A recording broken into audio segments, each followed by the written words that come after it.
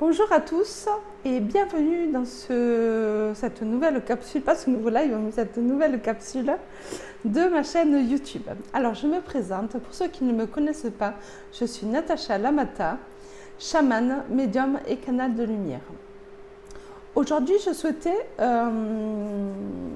vous parler de l'alchimie de l'être, de ce désir d'évoluer, de grandir, tel un beau papillon.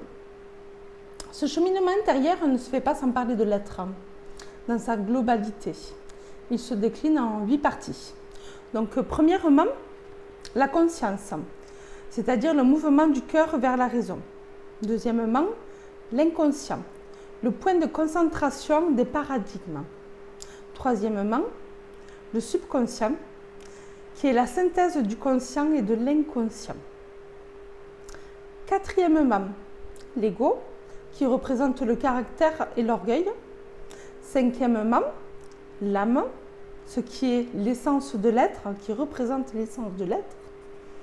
Sixièmement, le corps physique et les corps subtils, c'est-à-dire la forme des corps polyphysio-cosmiques. Septièmement, l'esprit, c'est-à-dire le continuum du coronal vers le meilleur.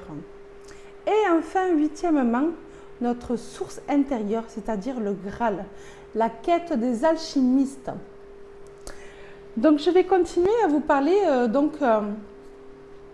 de chacune de ces parties, qui relate la synthèse de l'être, ce qui représente les changements inhérents à l'alchimie de l'être.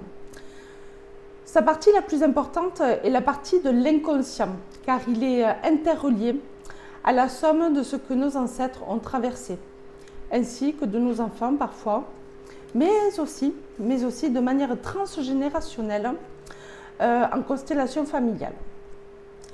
Ces 8 parties agissent collectivement en connexion les unes avec les autres.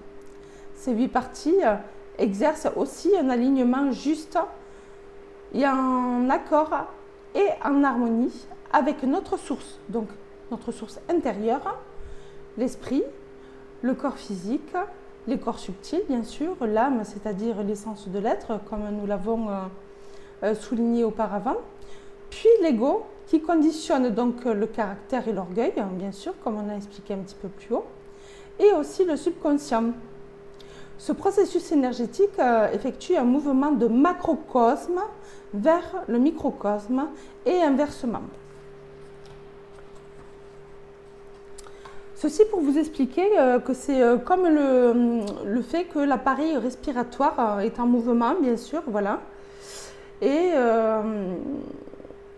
aussi, de même que le vortex du torus, voilà, il crée un mouvement voilà, d'aller et venue.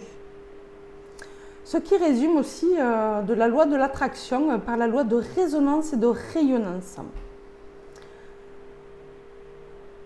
Mais tout de même, travailler sur soi, travailler sur son émotionnel et l'ancrage, donc se relier à sa présence je suis, est un travail, ma foi, qui me paraît important dans notre incarnation, quand on vient s'incarner ici sur Terre. Cela nous permet aussi de faire évoluer le collectif dans le bon sens. Et de nous aider aussi à grandir, à permettre aussi aux personnes qui nous entourent de grandir, d'évoluer, bien sûr, dans un état d'amour inconditionnel. Sur ce, j'espère que ce sujet vous a plu. Il est issu de mon livre, de mon premier livre, qui s'appelle « Le journal d'une chamane des temps modernes ». C'est pour ça que vous m'avez vu voilà, en train de zioter. J'avais pris quelques notes que j'avais envie de relater dans cette vidéo. J'espère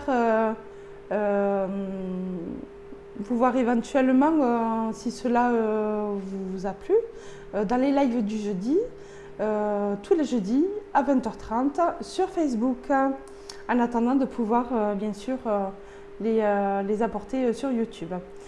Voilà, je vous embrasse très fort et je vous dis à très bientôt. Au revoir.